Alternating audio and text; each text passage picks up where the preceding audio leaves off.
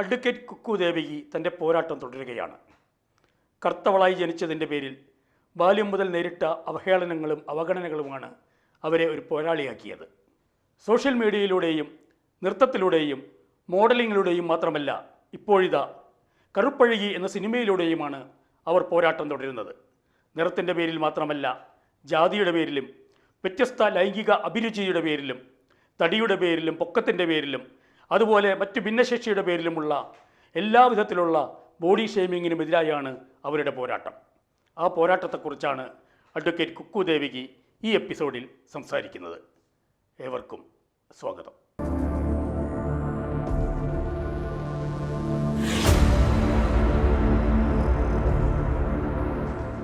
ഞാൻ ഈ സമൂഹത്തിൽ അറിയപ്പെടുന്നത് തന്നെ നിറത്തിന് വേണ്ടി സംസാരിക്കുന്ന ഒരാളായിട്ടാണ്. നിറമെന്ന് പറയുമ്പം കറുപ്പ് മാത്രമല്ല, എല്ലാ നിറങ്ങളും എനിക്കിഷ്ടമാണ്. കറുപ്പ് അതിലേറെ ഇഷ്ടമാണ്.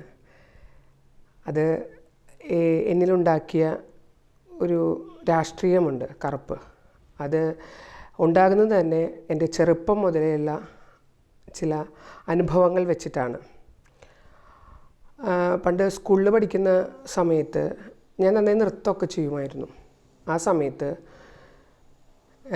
ഞാൻ പഠിച്ചത് തൃശ്ശൂർ തന്നെ അറിയപ്പെടുന്ന ഒരു കോൺവെൻറ്റിലാണ്. അപ്പം നൃത്തം നന്നായിട്ട് ഞാൻ കളിക്കാൻ പറയുമ്പോൾ, അവിടുത്തെ അധ്യാപകർ കളിക്കാൻ പറയുമ്പോൾ ഞാൻ കളിക്കും. പക്ഷേ എന്നെ നൃത്തത്തിൽ ഉൾപ്പെടുത്തില്ല. അന്ന് ഗ്രൂപ്പ് ഡാൻസൊക്കെയാണ് നമ്മുടെ ഒരു അട്രാക്ഷൻ. ഇപ്പം എനിക്ക് അത്തരം സംഘനൃത്തങ്ങൾ ഇഷ്ടമല്ല, ആ രീതിയിലുള്ള സംഘനൃത്തങ്ങൾ. പക്ഷേ ആ സമയത്ത് നമ്മൾ കുട്ടികളായിരിക്കുന്ന സമയത്ത് നമുക്കതൊക്കെ ആ ഡ്രസ്സും ആ ഒരു മേക്കപ്പും എല്ലാം നമ്മുടെ ഒരു അട്രാക്ഷനാണല്ലോ. അപ്പോൾ നൃത്തത്തിന് പോകും, പക്ഷേ സെലക്ട് ചെയ്യപ്പെടില്ല. അപ്പോൾ അവിടെ പറഞ്ഞിരുന്നൊരു കാര്യം എന്താണെന്ന് വെച്ചാൽ, ഹൈറ്റ് കുറവാണ്, ഉയരം കുറവാണ്, ബാക്കിയുള്ള കുട്ടികളുടെ അത്ര ഹൈറ്റില്ല എന്നൊക്കെയാണ്. അപ്പോൾ ഞാൻ നോക്കുമ്പോൾ ഒരു പ്രാവശ്യം എന്നേക്കാൾ ഹൈറ്റ് കുറഞ്ഞൊരു കുട്ടീനെ സെലക്ട് ചെയ്തിട്ടുണ്ട്.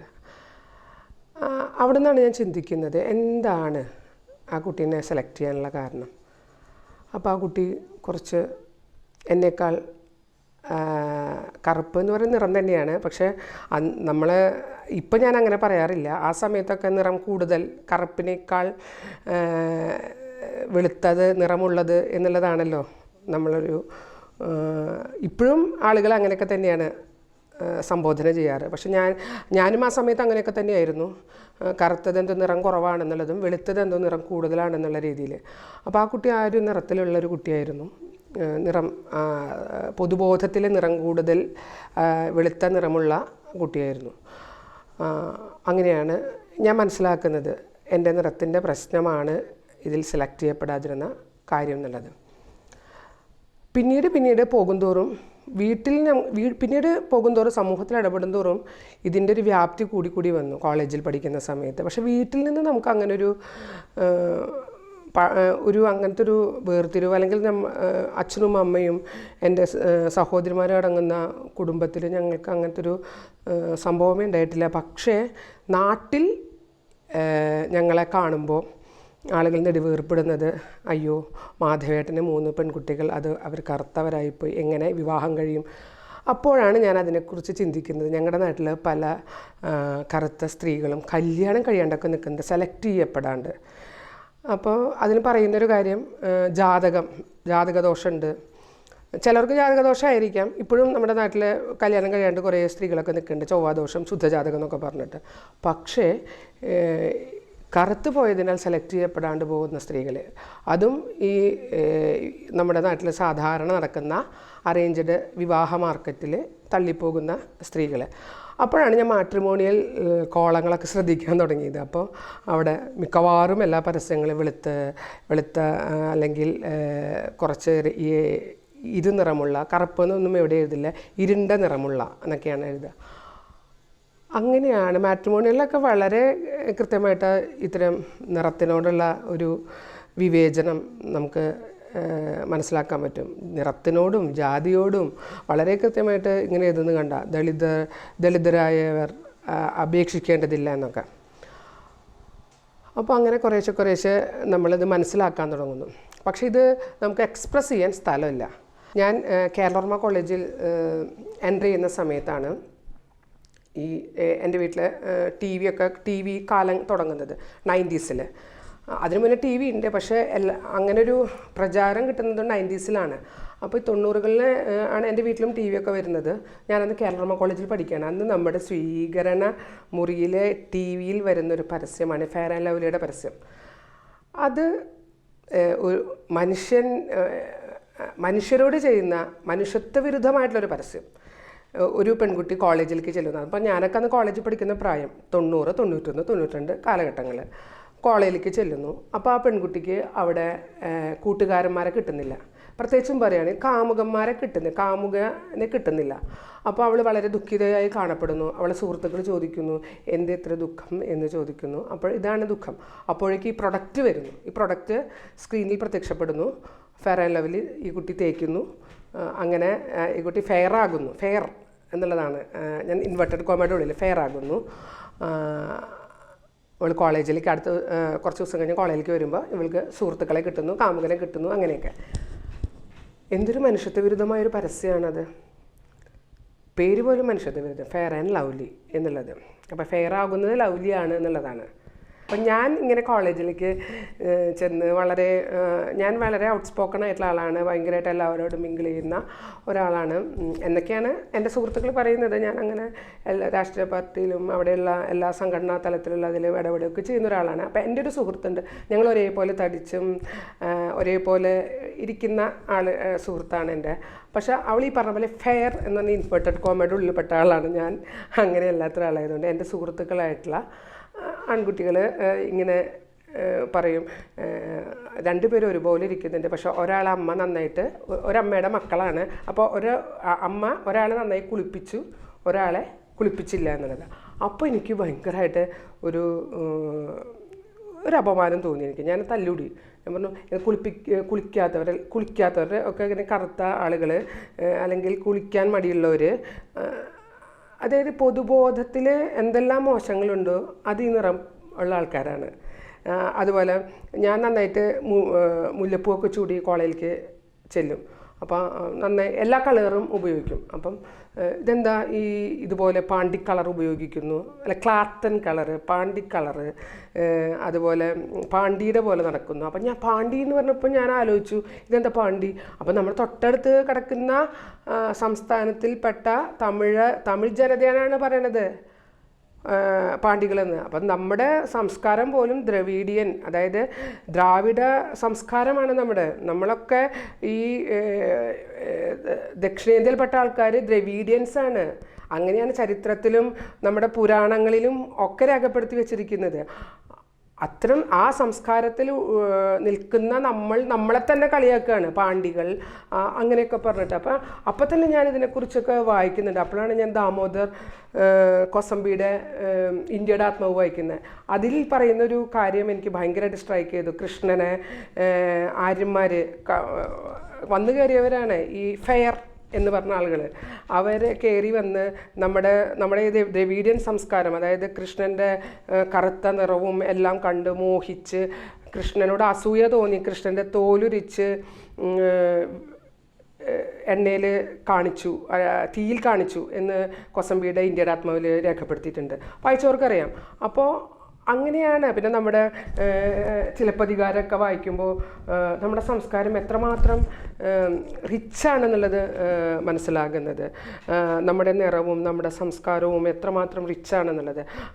ഇപ്പം ഈ രാമായണം പോലെയുള്ള മഹാകാവ്യങ്ങളാണല്ലോ നമ്മുടെ ഏറ്റവും ഐതിഹ്യങ്ങളാണല്ലോ, രാമായണമായാലും മഹാഭാരതമാണെങ്കിലും. അപ്പം ഞാൻ അപ്പം തന്നെ ആളുകളോട് ഇങ്ങനെ തല്ലൂടുന്നുണ്ട്. രാമായണത്തിലും മഹാഭാരതത്തിലും രേഖപ്പെടുത്തി വെച്ചിരിക്കുന്ന രാക്ഷസന്മാർ, അസുരന്മാർ, ഇവരൊക്കെ തന്നെ കറുത്ത നിറമുള്ള ആൾക്കാരാണ്. അല്ലെങ്കിൽ ആ സമയത്ത് ഇറങ്ങിയിട്ടുള്ളതാണ് ടി വിയിലൊക്കെ അന്ന് എല്ലാവരും ഭയങ്കര ആവേശത്തോടു കൂടി കണ്ടിരുന്ന സീരിയലുകളാണ് രാമായണ സീരിയലും മഹാഭാരത സീരിയലും. അതിൽ ക്യാരക്ടേഴ്സൊക്കെ നിങ്ങളൊന്ന് ശ്രദ്ധിച്ചാൽ മനസ്സിലാവും. ഒരുമാതിരി തടിച്ച് അല്ലെങ്കിൽ കറുപ്പിക്കും. രാക്ഷസന്മാരെ കാണിക്കുമ്പോൾ അങ്ങ് കറുപ്പിക്കും, അസുരന്മാരെ കാണിക്കുമ്പോൾ അങ്ങ് കറുപ്പിക്കും. അതായത് കറുത്ത നിറമുള്ള ആളുകൾ തമോ ഗുണമുള്ള ആളുകളാണെന്നുള്ളതാണ് ഇതിലൊക്കെ രേഖപ്പെടുത്തി വെച്ചിരിക്കുന്നത്. വെച്ചിരിക്കുന്നത്. അല്ലെങ്കിൽ നിങ്ങൾ നോക്കൂ ഘടോൽക്കജൻ, അതുപോലെയുള്ള ഹിഡുംബീനൊക്കെ കാണിക്കുക, താടകേനെ കാണിക്കുന്നത് ഒക്കെ കറുത്ത ആളുകളാണ് ഇങ്ങനെ കാണിച്ചു വെച്ചിരിക്കുന്നത്. ഞാൻ നൃത്തം കളിക്കുന്ന ആളാണ്. അപ്പോൾ ഇങ്ങനെ നൃത്തത്തിൻ്റെ ഇപ്പോൾ നമ്മൾ രാമായണ കഥ ഇപ്പോൾ നൃത്തം ചെയ്യുന്ന സമയത്ത് താടകയൊക്കെ ചെയ്യാൻ കുട്ടികൾക്ക് ഭയങ്കര ബുദ്ധിമുട്ടാണ്. അപ്പോൾ ആ ക്യാരക്ടേഴ്സൊക്കെ എനിക്ക് വരും. അപ്പോൾ എനിക്കിഷ്ടമാണേനും എനിക്ക് അത്തരം കാര്യങ്ങൾ ചെയ്യാൻ വളരെ ഇഷ്ടമുള്ള ഒരാളാണ് ഞാൻ. അപ്പം ഇതെല്ലാം കൂടിയിട്ടുള്ള ഒരു ഒരു എന്താ പറയുക, മനുഷ്യൻ്റെ ഉള്ളിൽ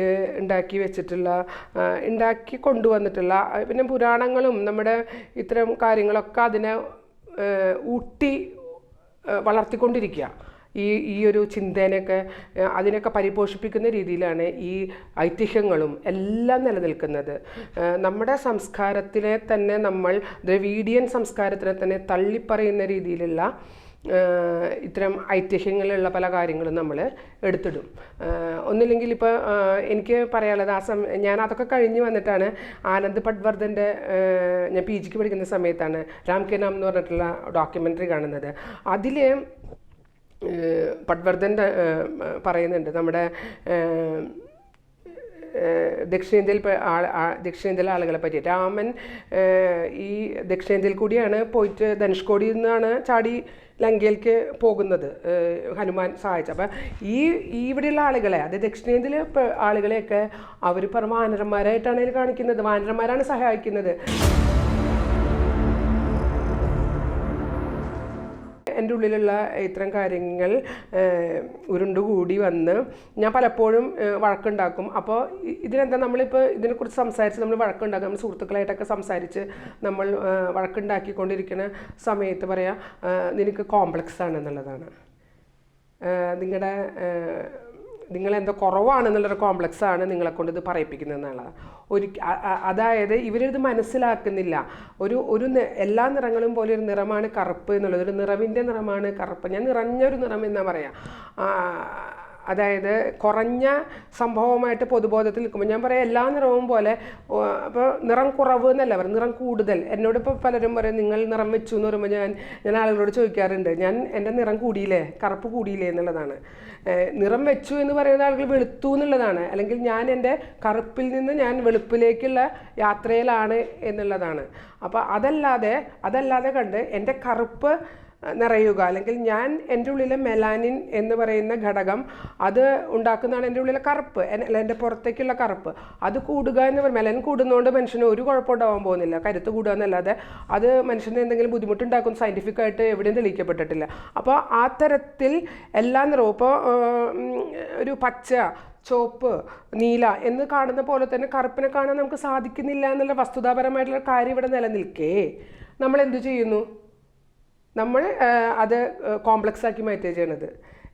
ഇപ്പോൾ കറുത്തൊരാൾ ഒരു ചുവപ്പ് ഡ്രസ്സ് ഇടുമ്പോൾ അയ്യോ ഇത് നിങ്ങളുടെ ശരീരത്തിന് യോജിക്കുന്നില്ല എന്ന് കൃത്യമായിട്ട് മുഖത്ത് നോക്കി പറയും. സെലക്ട് ചെയ്യാം, ഒരു ഡ്രസ്സ് എടുക്കാൻ വേണ്ടി ടെക്സ്റ്റൈൽ ഷോപ്പിൽ പോകുമ്പോൾ അവിടെയുള്ള ആരോ ആവട്ടെ, അത് സെയിൽസ് ഗേൾ ആവാം, ബോയ് ആവാം, ആരോ ആവട്ടെ, അവർ പറയും ഇത് മാഡത്തിന് ചേരില്ല, ഈ നിറം ചേരില്ല എന്ന് പറയുന്ന രീതിയിലേക്ക് കാര്യങ്ങൾ എത്തി എന്നുള്ളതാണ്. അവിടുന്ന് പിന്നെയാണ് നമ്മൾ ആ രീതിയിൽ എത്തി നിൽക്കുകയും അവിടുന്നാണ് പിന്നെ നമ്മൾ വേറെ കുറേ ഘടകങ്ങളിലേക്ക് പോകണം. ഇപ്പം TV ചാനലുകളിലേക്ക് ഒരു അവതാരകനെ സെലക്ട് ചെയ്യുമ്പോൾ, വാർത്ത വായിക്കുന്നവരെ സെലക്ട് ചെയ്യുമ്പോൾ, സിനിമയിലേക്ക് സെലക്ട് ചെയ്യുമ്പോൾ നമ്മളൊന്ന് ആലോചിച്ച് നോക്കൂ, അവിടേക്ക് ഏതൊക്കെ കറുത്ത ശരീരങ്ങളുണ്ട് എന്നുള്ളത് നമ്മൾ ആലോചിക്കണം. അപ്പം എന്തുകൊണ്ട് ഇങ്ങനെ വളരെ നോർമലായിട്ടാണ് ഇതിനെ സമീപിച്ച ഒരവസ്ഥ ഇവിടെ ഉണ്ടായിട്ടുണ്ടെങ്കിൽ അവിടെയൊക്കെ കറുത്ത ശരീരമുള്ള ആളുകൾ ധാരാളമായിട്ട് ഉണ്ടാവേണ്ടതല്ലേ. കുറച്ചുകൂടി പുരുഷന്മാർക്ക് ഇത് മറികടക്കാൻ പറ്റിയിട്ടുണ്ട്. ഇപ്പം നമ്മളിപ്പോൾ ദക്ഷിണേന്ത്യയിൽ നോക്കുകയാണെങ്കിൽ നമ്മുടെ പ്രധാനപ്പെട്ട ഹീറോസൊക്കെ കറുത്ത ആളുകളാണ്. രജനീകാന്ത്, സ്റ്റൈൽ മെൻ എന്ന് പറയുന്നത് രജനീകാന്ത്, അപ്പം വിജയ്, അങ്ങനെ കുറേ വിജയ് സേതുപതി, അങ്ങനെ കുറേ നമുക്ക് ഇഷ്ടപ്പെട്ട കുറേ നടന്മാർ കറുത്ത ആളുകളാണ്. തമിഴ്നാട്ടിലൊക്കെ അങ്ങനെ ഇഷ്ടം പോലെ വരുന്നുണ്ട്. കേരളത്തിലിപ്പോൾ കലാഭവൻ മണി എന്നൊക്കെ പറഞ്ഞാൽ കുറച്ച് 1-2 പേരൊക്കെ ഉണ്ടാവുള്ളൂ. ഇപ്പോൾ കുറച്ച് കുട്ടികളൊക്കെ വരുന്നുണ്ട്. പക്ഷേ അപ്പോഴും സ്ത്രീകളുടെ ഇടയിൽ സ്ത്രീ ഇപ്പോഴും ആ ഒരു അവസ്ഥയിലാണ്. സ്ത്രീകളാകുമ്പോൾ നടക്കൂല. അപ്പോൾ എല്ലാ അർത്ഥത്തിലും എല്ലാ പൊതുബോധത്തിൻ്റെ അഴകളവ് പാലിക്കപ്പെടണം. മുഖത്തിനാണെങ്കിലും ഇവരുദ്ദേശിക്കുന്ന ഒരു തരത്തിലുള്ളൊരു മുഖത്തിൻ്റെ അളവുകളുണ്ട്, നിറമുണ്ട്. ഇതിലൊക്കെ സ്ത്രീകൾ ആപ്റ്റായിട്ട് നിൽക്കണം. അല്ലാത്തിടത്ത് സ്ത്രീകൾ പുറത്താക്കപ്പെടും. ഇപ്പോൾ എൻ്റെ നാട്ടിലൊക്കെ പുരുഷന്മാരെ ഞാൻ കണ്ടിട്ടുണ്ട്, വളരെ പണിപ്പെട്ട് അവർക്ക് നല്ല കറുത്ത പുരുഷന്മാരായിരിക്കും വെളുത്ത പെണ്ണുങ്ങളെ സെലക്ട് ചെയ്ത് കൊണ്ടുവരുന്നത്. ഇപ്പോൾ കല്യാണത്തിന് നോക്കുമ്പോൾ എൻ്റെ ബന്ധുക്കളിൽ തന്നെ കണ്ടിട്ടുണ്ട്, കുറേ കാലങ്ങളോടെ നടന്ന് നല്ല വെളുത്ത പെണ്ണുങ്ങളെ കൊണ്ടുവന്നിട്ടുണ്ട്. അപ്പോൾ ഞാൻ ചോദിച്ചിട്ടുണ്ട്, അപ്പോൾ പറയാം നമ്മളെ കറുത്ത് പോയി ഇനി ജനിക്കുന്ന കുട്ടി വെളുക്കണം എന്നാണ്. ഈ പെൺകുട്ടി എങ്ങാനും ജനിച്ചു പോയാലോ, അപ്പോൾ പിന്നെ അത് കറുത്ത് ഇപ്പം ഞാനൊരു കറുത്ത സ്ത്രീനെ കൊണ്ടുവന്നു, അപ്പോൾ കറുത്ത് പോയി കഴിഞ്ഞാൽ ബുദ്ധിമുട്ടല്ലേ. കറുത്ത പെൺകുട്ടീനെ കൊടുക്കുമ്പോൾ അത്രയധികം സ്വത്തും മുതലൊക്കെ കൊടുക്കണം. സ്ത്രീധനം കൊടുക്കാമെന്ന് പറയില്ല, സമ്മാനം കൊടുക്കാമെന്നല്ലേ പറയുക. സത്യം പറയുകയാണെങ്കിൽ സ്ത്രീധനമാണ് കൊടുത്തുകൊണ്ടിരിക്കുന്നത്. അപ്പോൾ അതിനു വേണ്ടി ധാരാളം പൈസ കണ്ടെത്തണം. പ്രത്യേകിച്ച് ക്രിസ്ത്യൻ സമൂഹത്തിൽ ക്രിസ്ത്യാനികളോട് ക്ഷമിക്കണം, അവർക്ക് ഒട്ടും സഹിക്കില്ല. കാരണം കറുത്ത പെൺകുട്ടികളെങ്ങാനും ജനിച്ചു പോയാൽ അതിനെ ഇത് എല്ലാ സമുദായത്തിലും ഇങ്ങനെയൊക്കെ ഉണ്ട്. പക്ഷെ കൂടുതലായിട്ട് അവർ ഇപ്പം എൻ്റെ കുറേ ക്രിസ്ത്യൻ സുഹൃത്തുക്കളുള്ളതുകൊണ്ടായിരിക്കാം കറുത്ത പെൺകുട്ടികളെ ക്രിസ്ത്യൻ പെൺകുട്ടികൾ ഭയങ്കരധികം വിഷമിക്കുന്നത് കാണാം. അവരുടെ വീട്ടിൽ പോലും അവരെ അത്തരത്തിൽ അപമാനിക്കുന്നതും വിഷമിക്കുന്നതും കണ്ടിട്ടുണ്ട്. ഈ അടുത്ത കാലത്ത് ഞാൻ പേര് പറയുന്നില്ല, എൻ്റെ ഒരു FB ഫ്രണ്ടായിട്ടുള്ളൊരു പുരുഷൻ, അയാൾ നായർ കമ്മ്യൂണിറ്റിയിലാണ് ജനിച്ചിരിക്കുന്നത്. ആൾ നല്ല കറുത്തിട്ടാണ്. അപ്പോൾ ആൾ എൻ്റെ ഒരു എഴുത്തും എൻ്റെ സിനിമയെ കുറിച്ചൊക്കെ ആൾ കേട്ടിട്ടും കണ്ടിട്ടും എന്നെ കുറേ കാലങ്ങളായിട്ട് ഫോളോ ചെയ്യുന്ന ആൾ എന്നെ ഒരു ദിവസം വിളിച്ചിട്ട് പറഞ്ഞു, ചേച്ചി ഞാൻ അനുഭവിച്ചിട്ട് ഇരിക്കുന്ന ഒരു കാര്യം തന്നെയാണ് ചേച്ചി പറഞ്ഞുകൊണ്ടിരിക്കുന്നത്. കാരണം വീട്ടിൽ ബാക്കി എല്ലാവരും വെളുത്ത ആളുകളാണ്, ഈ മനുഷ്യൻ കറുത്തിട്ടാണ്. അപ്പോൾ ബാക്കി അവരുടെ സിബ്ലിങ്സൊക്കെ പറയത്ര നിന്നെ അട്ടത്ത് പറ്റതാണ്. അട്ടം എന്ന് പറഞ്ഞാൽ പണ്ട് അടുപ്പിൻ്റെ മുകളിലുള്ള ഒരു ഏരിയനെ അട്ടം എന്ന് പറയാം. നിന്നെ അട്ടത്ത് പറ്റതാണ്, അതായത് അടുപ്പിൻ്റെ പുകയും ഇതൊക്കെ ഏറ്റിട്ടാണ് നീ ഇങ്ങനെ കറുത്ത് പോയതെന്ന് പറഞ്ഞാൽ എപ്പോഴും കളിയാക്കും. അപ്പോൾ അതിന് നമ്മൾ വിഷമിക്കാൻ പാടില്ല. അത് വിഷമിച്ച് കഴിഞ്ഞാൽ എന്തൊരു പ്രശ്നമാണ്. അപ്പോൾ അയാൾ എന്നോട് പറയാണ്, ആ സുഹൃത്ത് എന്നോട് പറയാണ്, ഞാനിതെങ്ങനെ മറികടക്കണമെന്ന് ആലോചിച്ചുകൊണ്ടിരിക്കുന്ന സമയത്താണ് ചേച്ചിയുടെ പല എഴുത്തുകളും എന്നെ ഇൻസ്പയർ ചെയ്തത്. അപ്പം ഞാൻ അത്തരത്തിൽ തന്നെ ഞാൻ മറികടക്കും എന്നാണ് പറഞ്ഞത്. പിന്നെ ഞാനിതിനെ ഫൈറ്റ് ചെയ്യൽ എന്ന് പറയണത് ഇങ്ങനെ എനിക്ക് എല്ലാ കാര്യങ്ങളോടും ഞാൻ പ്രതികരിക്കും. പക്ഷെ അതൊരു ഫൈറ്റിംഗ് മോഡാന്നുള്ളത് അടുത്ത ആൾ പറയുമ്പോഴാണ് എനിക്ക് പോലും ബോധ്യപ്പെടുന്നത് അതൊരു ഫൈറ്റാണ്. ഇപ്പം ഞാനന്ന് 90കളിൽ ക്യാമ്പസിൽ പഠിക്കുന്ന സമയത്ത് ഞാൻ അവരോട് ഇങ്ങനെ പറഞ്ഞു, നിങ്ങളിങ്ങനെ സംസാരിക്കരുത്, ഇത് മനുഷ്യരിൽ വിഷമങ്ങളുണ്ടാക്കും, ബുദ്ധിമുട്ടുണ്ടാക്കും എന്ന് പറയുമ്പോൾ അവർ കളിയാക്കും, അത് നിൻ്റെ കോംപ്ലക്സ് ആണ്, നീ അങ്ങനെ. അപ്പം ഞാൻ അതിനെ തീർത്തും തിരിച്ചും ഞാൻ പറഞ്ഞ് മറികടന്ന് അപ്പോൾ എൻ്റെ ഉള്ളിലൊരു ഫൈറ്റർ വരുന്നുണ്ട്. പക്ഷേ എനിക്കിത് ഫൈറ്റിംഗ് മോഡാണെന്ന് എനിക്ക് തോന്നുന്നില്ല. ഞാനിത് വളരെ സ്വാഭാവികമായിട്ട് ഏതൊരു മനുഷ്യനും, അതാണ് അനശ്വര രാജ് എന്ന് പറഞ്ഞ നടി പറഞ്ഞ ഒരു കാര്യം ഞാനിവിടെ പറയുന്നത്. ആ കുട്ടി പറഞ്ഞു, നമ്മുടെ കൂടെ ഇരിക്കുന്ന ആളുകളോട് വളരെ കൃത്യമായിട്ട് പെരുമാറാൻ നമ്മൾ പഠിക്കേണ്ടതുണ്ട്. അല്ലെങ്കിൽ ഒരു കോങ്കണ്ണുള്ള ആളോ, അല്ലെങ്കിൽ കാല് കുറച്ച് കുറവുള്ള ആളോ, ഡിഫറെൻ്റ്ലി ഏബിൾഡ് ആയിട്ടാളോ, കറുത്ത ഒരാളോ, അവരെ അത് പറഞ്ഞുകൊണ്ട് കളിയാക്കാതിരിക്കുക എന്നുള്ള നമ്മുടെ മനുഷ്യത്വപരമായിട്ടുള്ളൊരു കാര്യമാണെന്നും അത് ചെയ്യുന്നത് മനുഷ്യത്വ വിരുദ്ധമാണെന്നും ആ കുട്ടി ഒരു വീഡിയോയിൽ പറയുന്നത് ഞാൻ കണ്ടു. അങ്ങനെ ചെയ്യരുത്. ചെയ്യുമ്പോൾ ആൾക്കുണ്ടാകുന്ന വിഷമത്തിന് കളിയാക്കുകയല്ല വേണ്ടത്. അങ്ങനെ ചെയ്യുന്നത് നമ്മൾ ചെയ്യുന്ന ഭയങ്കര കുറ്റകൃത്യമാണെന്ന് മനസ്സിലാക്കാനുള്ള ബോധം നമ്മുടെ ഉള്ളിൽ വേണ്ടതെന്നുള്ളത് അത് ആളുകളിൽ ഉണ്ടാക്കുക എന്നുള്ളതാണ് ഞാൻ ചെയ്തുകൊണ്ടിരിക്കുന്നത്. ഇപ്പോഴും ഞാൻ ചെയ്തുകൊണ്ടിരിക്കുന്നുണ്ട്. ഞാൻ ആദ്യ സമയങ്ങളിൽ അത് തന്നെയാണ്. നിങ്ങൾ ഈ ചെയ്യുന്ന കാര്യം കുറ്റകൃത്യമാണ്. നമ്മുടെ കൂടെ ഇരിക്കുന്ന ഒരാളെ കളിയാക്കുക. അതിനൊരു ഉത്തമ ഉദാഹരണം ഞാൻ പറയാം. ഒരു ദിവസം ഏതൊരു പരിപാടി TV-യിൽ കണ്ടുകൊണ്ടിരിക്കുക. അപ്പം നമ്മുടെ ഒരു കറുത്ത നിറമുള്ളൊരു നടിയാണ് മഞ്ജു പത്രോസ്. അപ്പം അവരിങ്ങനെ പറഞ്ഞുകൊണ്ടിരിക്കുകയാണ്, ഇങ്ങനെ കറുപ്പിനെ അവർ കളിയാക്കപ്പെട്ടതിനെ കുറിച്ച് പറഞ്ഞുകൊണ്ടിരിക്കുമ്പോൾ അപ്പുറത്ത് ഒരു കൊമേഡിയനായിട്ടുള്ള ബിനു അടിമേൽ ഇവരെ കളിയാക്കുകയോ എന്തോ ചെയ്യുന്നുണ്ട്. അപ്പോൾ ഇവർ പറയുന്നുണ്ട്, നിങ്ങൾക്കത് തോന്നുന്നുണ്ടാവില്ല, അത് ഞാൻ അനുഭവിച്ച എൻ്റെ അനുഭവമാണ് ഞാൻ പറയുന്നത്, അത് ചെയ്യാതിരിക്കണം, അതാണ് വേണ്ട, അല്ലെങ്കിൽ അതിനെ കളിയാക്കല്ല വേണ്ടത് എന്ന് പറഞ്ഞാൽ ആ സ്ത്രീ കൃത്യമായിട്ട് പറയുന്നുണ്ട്. അവർ തന്നെ അവരുടെ വീഡിയോയിൽ പറയണ്ട, അവരെ പല സ്ഥലത്തും കണ്ടിട്ട് അയ്യോ എന്ന ആൾക്കാർ പറയും, അയ്യോ നീ തടിച്ചല്ലോ, അയ്യോ നീ കറുത്തല്ലോ എന്ന് പറഞ്ഞ് എന്നെ എപ്പോഴും കളിയാക്കാറുണ്ട് എന്ന് അവർ പറയുന്നുണ്ട്. അപ്പോൾ ഈ കളിയാക്കുക എന്നുള്ളത് കളിയാക്കലല്ലാതെ അത് ശരിക്കും കുറ്റകൃത്യമാണ്. അതെങ്ങനെയാണ് ഒരു കളിയൊക്കെ കളിവാക്ക് പറയുക? അതൊക്കെ എങ്ങനെയാണ് മനുഷ്യരുടെ ഇത്തരം കാര്യങ്ങളെ എടുത്ത് അതൊരു വലിയ ഞങ്ങളെന്തോ വലിയ സംഭവം കാണിക്കുക എന്നുള്ള രീതിയിൽ ഈ കൊമേഡിയൻസ് ആണെങ്കിൽ പലപ്പോഴും ഞാൻ കണ്ടിട്ടുണ്ട് ഈ കോമഡി പരിപാടികളിലൊക്കെ. അതിനെക്കുറിച്ചൊക്കെ നിരന്തരം ഞാൻ എഴുതിയിട്ടുണ്ട്.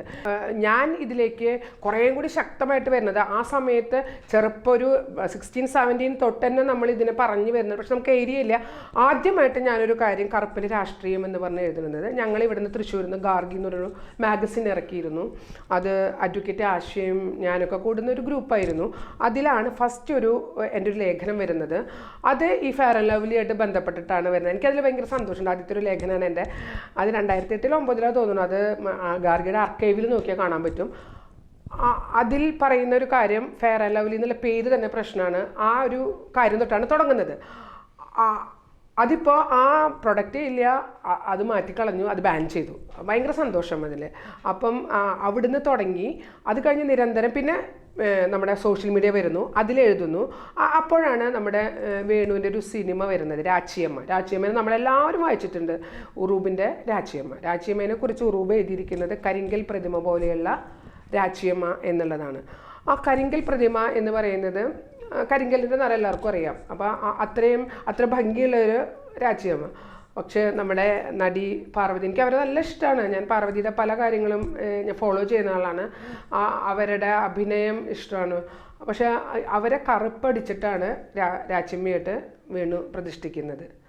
അതിലെനിക്കെന്തോ ഒരു അപാകത ഫീൽ ചെയ്തു. ഇവിടെ എത്രയോ കറുത്ത ശരീരമുള്ള രാച്ചിയമ്മ ആകാൻ പറ്റിയിട്ടുള്ള ആളുകൾ ഇവിടെ കേരളത്തിൽ അങ്ങോളം ഇങ്ങോളം ഉണ്ട്.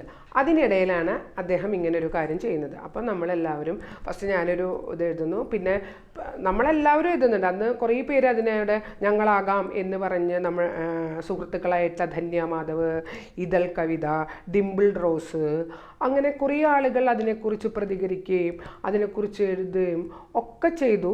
അങ്ങനെ കറുപ്പടിയെക്കുറിച്ച് വെളുത്ത ആളുകളെ കറുപ്പടിച്ചുകൊണ്ട് ഇങ്ങനെ പ്രദർശിപ്പിക്കുന്നതിനെക്കുറിച്ചും സിനിമയിൽ വരുന്നതിനെക്കുറിച്ചൊക്കെ എഴുതി. അപ്പോഴാണ് എൻ്റെ ഒരു സുഹൃത്തായിട്ടുള്ള രേവതി രൂപേഷ് FBയിലൊക്കെ എഴുതുന്ന പെൺകുട്ടിയാണ്, തൃശ്ശൂർക്കാരിയാണ്. അവൾ എന്നെ വിളിക്കുന്നു, ചേച്ചിയുടെ ഇതെഴുത്ത് ഞാൻ കണ്ടു, എനിക്ക് ഭയങ്കരമായിട്ട് ഇഷ്ടമായി. ചേച്ചി ആ പറഞ്ഞത് വളരെ റെലവൻ്റാണ്. ചേച്ചിക്ക് സ്വന്തം ശരീരത്താൽ പ്രത്യക്ഷപ്പെട്ടൂടെ, മോഡലിംഗ് ചെയ്തൂടെ എന്ന് എന്നോട് ചോദിക്കുകയാണ്. അപ്പോൾ എനിക്ക് ഈ കാര്യത്തിനെക്കുറിച്ച് എനിക്ക് യാതൊരു അറിവുമില്ല. ഇങ്ങനെ എഴുതും പറയുന്നല്ലാതെ മോഡലിങ്ങും അതിനെക്കുറിച്ച് ഒരു അറിവുമില്ല. അപ്പോൾ ഞാൻ പറഞ്ഞു എനിക്കറിയില്ല രേരു എന്ന് പറഞ്ഞപ്പം രേരു പറഞ്ഞു സാരമില്ല, ഞാൻ ഫോട്ടോഗ്രാഫറായിട്ട് വരാമെന്ന് പറഞ്ഞു. വെരി നെക്സ്റ്റ് ഡേ രേരു ഫോട്ടോഗ്രാഫറായിട്ട് വരുന്നു. അങ്ങനെ അദ്ദേഹം പറയണു മാഡം ചെയ്യാതിരിക്കരുത് എന്ന് പറഞ്ഞ് എന്നെ ഈ ഒരു മേഖലയിലേക്ക് ഞാൻ പല പ്രാവശ്യം ഞാൻ വേണ്ടാന്ന് വെച്ചതാണ്. പക്ഷെ അവർ സമ്മതിച്ചില്ല. അങ്ങനെ അവർ രണ്ടാളാണ്, അവരാണ് അതിൻ്റെ കോൺസെപ്റ്റും ഡയറക്ഷനും, എന്തൊക്കെ വസ്ത്രങ്ങൾ ഞാൻ ധരിക്കണം, എന്തൊക്കെ ആഭരണങ്ങൾ ധരിക്കണം, അങ്ങനെ ആദ്യത്തെ എൻ്റെ ഒരു ഫോട്ടോഷൂട്ട് വരുന്നത്. അത് ഉണ്ടാക്കി അതൊരു എല്ലാവരുടെ ഉള്ളിലും വളരെയധികം ഒരു ചലനങ്ങൾ ഉണ്ടാക്കിയിട്ടൊരു ഫോട്ടോഷൂട്ടാണ്.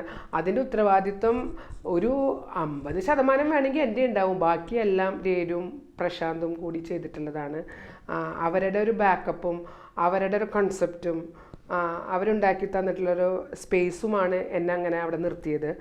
അങ്ങനെ ഈ ഒരു ഫോട്ടോഷൂട്ട് പല പെൺകുട്ടികളിലും ഇടപെടുന്നു. അതൊരു ഫോട്ടോ ആയിട്ട് മാത്രമല്ല ഇടപെടുന്നത്, അത് രാഷ്ട്രീയമായിട്ട് പെൺകുട്ടികൾ ഇടപെടുകയാണ്. ഞങ്ങൾക്കും ചെയ്യാം, ഞങ്ങൾക്കും ഇങ്ങനെ സാധ്യതകളുണ്ട്. അങ്ങനെ നോക്കുമ്പോൾ പിന്നീട് കുറേ കുട്ടികൾ അതിൻ്റെ പുറകിൽ കുറേ ഫോട്ടോസായിട്ട് വരുന്നു. നല്ല ഭംഗിയുള്ള അവരുടെ നല്ല രസമുള്ള നമുക്ക് എല്ലാ തരത്തിലും മുന്നോട്ട് വയ്ക്കാവുന്ന രാഷ്ട്രീയമായിട്ടും അല്ലാതെയും എല്ലാ തരം മനുഷ്യരും അതിൻ്റെ പുറകിൽ അണിനിരക്കുന്നു, അവർ വരുന്നു, ചെയ്യുന്നു. അതാണ് ആദ്യത്തെ ഒരു ഫോട്ടോഷൂട്ട്. പിന്നെ അതിനുശേഷം ചെയ്യുന്നൊരു ഫോട്ടോഷൂട്ടാണ് ഞാൻ ഭരതനാട്യ നർത്തകി ആയതുകൊണ്ട് തന്നെ ഈ ഭരതനാട്യം മേക്കപ്പ് എന്ന് പറയുന്നത് മനുഷ്യരെയൊക്കെ ഒരുപോലെ മേക്കപ്പ് ചെയ്യുന്നൊരു സ്ഥിതി വിശേഷമാണ് ഇതിൽ. കാസർഗോഡ് തൊട്ട് തിരുവനന്തപുരം വരെയുള്ള കുട്ടികൾ ഡാൻസ് കളിക്കുമ്പോൾ സംസ്ഥാന യുവജനോത്സവത്തിൽ നിങ്ങൾ പോയി കണ്ടു നോക്കണം, അപ്പോഴാണ് മനസ്സിലാവുള്ളൂ. എല്ലാ കുട്ടികളും ഒരുപോലെ മേക്കപ്പ് ചെയ്തിട്ട്, എല്ലാ മുഖങ്ങളും ഒരുപോലെ. കഴിഞ്ഞ ദിവസം ഏതൊരു നടി പറയുന്നുണ്ട്, സിനിമയിൽ സ്ത്രീകൾക്ക് മാത്രം എല്ലാ കാര്യങ്ങളും ഒരുപോലെ ഭംഗി ഉണ്ടാവണം, ഒരുപോലെ നടക്കണം, ഒരുപോലെ ചെയ്യണം എന്നുള്ളത്. ഇപ്പോഴാണ് ലേശം ഒരു വ്യത്യാസമൊക്കെ വന്നേക്കണേ. പുരുഷന്മാർക്ക് കുറച്ചും കൂടി സാധ്യതകളും അവർക്ക് അവരെ വേറെ തരത്തിൽ അവരെ മാനറിസംസും അങ്ങനെയൊക്കെ ഉണ്ട്. പക്ഷേ സ്ത്രീകൾക്കത് സാധ്യമല്ല, എല്ലാം ഒരുപോലെ ആയിരിക്കണം, വ്യത്യസ്തതയില്ല. അതുപോലെയാണ് ഭരതനാട്യത്തിൽ കാസർഗോഡ് തൊട്ട് തിരുവനന്തപുരം വരെ കുട്ടികളെല്ലാവരും ഒരുപോലെ മേക്കപ്പ് ചെയ്തിട്ട്. അതെന്തൊരു വൃത്തികേടാണെന്ന് എനിക്ക് പല പ്രാവശ്യം തോന്നിയിട്ടുണ്ട്. അങ്ങനെ ഞാൻ ഒരു വളരെ ചുരുക്കം എൻ്റെ കണ്ണുകൾ അങ്ങനെ ഈ മേക്കപ്പ് ആർട്ടിസ്റ്റുകൾ എഴുതുന്ന പോലെ അല്ലാതെ വളരെ ലൈറ്റർ എന്ന് മനസ്സിലായി എൻ്റെ തൊലിക്ക് യോജിക്കുന്ന, എൻ്റെ നിറത്തിന് യോജിക്കുന്ന ഒരു മേക്ക് ഓവറായിട്ട് ഞാൻ ഫോട്ടോഷൂട്ട് നടത്തുമ്പോൾ അന്നേരം കുറേ പാരൻസും ഒക്കെ എന്നെ വിളിച്ചു, ഇങ്ങനെയൊക്കെ ചെയ്യാൻ പറ്റില്ലേ, നമ്മളെപ്പോഴും വിചാരിച്ചിരുന്നത് അങ്ങനെയൊന്നും ഇതിന് ചെയ്യാൻ പറ്റില്ല എന്നുള്ളതാണ്. അതും പല ഡാൻസ് ടീച്ചേഴ്സും അതിനെതിരൊക്കെ പറഞ്ഞ് ഇങ്ങനെ ചെയ്യാൻ പാടില്ല, ഇങ്ങനെയല്ല, അങ്ങനെയല്ല. പക്ഷെ പുറത്ത് നൃത്തം ചെയ്യുമ്പോൾ ഇപ്പോൾ ചെന്നൈയിൽ ഞാൻ എത്രയോ നർത്തകന്മാരുടെയും നൃത്തം കണ്ടിട്ടുണ്ട്. അതിലൊക്കെ തന്നെ ആളുകൾ ഇങ്ങനെ ഭയങ്കരമായ അതിഭീകരമായിട്ടുള്ള എല്ലാവരുടെ മുഖങ്ങളും ഒരുപോലെ അടിച്ചു വെക്കുന്ന മേക്കപ്പ് അല്ല ചെയ്യണത്. ഓരോ ക്യാരക്ടേഴ്സിനും അല്ലെങ്കിൽ ഓരോ നർത്തകനും അല്ലെങ്കിൽ നർത്തകിക്ക് വ്യത്യസ്തങ്ങളായിട്ടുള്ള ഭാവങ്ങളുണ്ട്. ഇപ്പോൾ ശൃംഗാരം ചെയ്യുന്നു, ഒരാൾ ചെയ്യുന്ന ശൃംഗാരമായിരിക്കില്ല അടുത്ത ആൾ ചെയ്യുന്നുണ്ടാവുക, അതിന് വ്യത്യാസം ഉണ്ടാവും. ആ വ്യത്യാസം നമുക്ക് മനസ്സിലാകണം, നമുക്കത് കിട്ടണം. അതാണ് അതിൻ്റെ രസം. നമ്മൾ പണ്ട് കൊണ്ടുവന്നുള്ള ട്രഡീഷണൽ ആയിട്ടുള്ള കുറേ കാര്യങ്ങളുണ്ട്. അതൊന്നും അല്ലാതെ കുറച്ചും കൂടി വ്യത്യസ്തങ്ങളായിട്ടുള്ള കാര്യങ്ങൾ ഇവിടെ പ്രാക്ടീസ് ചെയ്യണം. മേക്കപ്പ് ആണെങ്കിലും വസ്ത്രമാണെങ്കിലും എല്ലാ രീതിയിലും. അപ്പോൾ അങ്ങനെ ഒരു ഫോട്ടോഷൂട്ട് വന്നു. അതും ആളുകൾ വളരെ രണ്ട് കൈ നീട്ടി സ്വീകരിച്ചു. അപ്പോൾ അതൊക്കെയാണ് ഒരു ഫൈറ്റിംഗ് മോഡ്, എൻ്റെ ഫൈറ്റിംഗ് മോഡ്. നമ്മുടെ ശരീരമായിട്ട് നിൽക്കുക, നമ്മുടെ മുഖവുമായിട്ട് നിൽക്കുക, നമ്മുടെ മേക്ക് ഓവറായിട്ട് അല്ലെങ്കിൽ നമ്മളായിട്ട് നിൽക്കുക, കുറേയും കൂടി നമ്മുടെ ശരീരത്തിനോട് നമ്മുടെ നിറത്തിനോട് നമ്മൾ നീതി പുലർത്തുക. നമ്മുടെ നിറം ഒരു കുറവല്ല എന്ന് മനസ്സിലാകുന്നത് കൂടുതലാണ്. എന്നെ സംബന്ധിച്ച് എൻ്റെ നിറം എനിക്ക് ഭയങ്കര നിറവുള്ളൊരു കാര്യമാണ്, അല്ലാണ്ട് അതൊരു നിറയാത്ത കാര്യമല്ല, കുറഞ്ഞ കാര്യമല്ല, അത് നിറഞ്ഞിരിക്കുന്നൊരു കാര്യമാണ്. നമ്മുടെ ഡിവോഴ്സ് സിനിമ ചെയ്ത സംവിധായിക IG മിനി എന്നോട് FB-യിൽ ബന്ധപ്പെടുന്നത്. എത്രയോ കാലങ്ങളായിട്ട് ഞങ്ങൾ സുഹൃത്തുക്കളാണ്. ഞാൻ മിനിയുടെ സിനിമ മിനി സംവിധാനം ചെയ്തിട്ടുള്ള ഡിവോഴ്സിന് കണ്ടപ്പോൾ ഞാൻ മിനിയായിട്ട് സംസാരിച്ചതാണ്, ഞാൻ വിളിച്ചതാണ്. എനിക്കിഷ്ടമായി. ഞാനൊരു അഡ്വക്കേറ്റ് ആയതുകൊണ്ട് തന്നെ കോടതി വളരെ റിയലിസ്റ്റിക്കായിട്ട് മിനി കാണിച്ചിട്ടുണ്ട് അതിൽ. ഒരു ദിനം മിനി എന്നോട് പറയുകയാണ്, എനിക്ക് നിങ്ങളെ വെച്ച് ഒരു സിനിമ പ്ലാൻ ചെയ്യുന്നുണ്ട് ഞാൻ എന്ന് പറയാണ്. ഞാൻ ശരിക്കും അന്താളിച്ചു പോയി. ഞാൻ സിനിമ എനിക്കറിയില്ല, ആ ഒരു മീഡിയം തന്നെ എന്നെ സംബന്ധിച്ച് അന്യമാണ്. എന്തെങ്കിലും ഇങ്ങനെ ക്യാമറയിൽ നോക്കി എന്തെങ്കിലുമൊക്കെ ഒന്ന് പറയാമെന്നല്ലാതെ സിനിമ എന്നൊരു മീഡിയം എനിക്കറിയില്ല. അങ്ങനെ ഞാൻ മിനിയോട് എനിക്ക് സാധിക്കുമോ എന്നൊക്കെ ചോദിച്ചു. ഒന്നുമില്ല, ഞാൻ പറയാം, അത് ചെയ്താൽ മതി. അത് തന്നെയായിരുന്നു സിനിമ.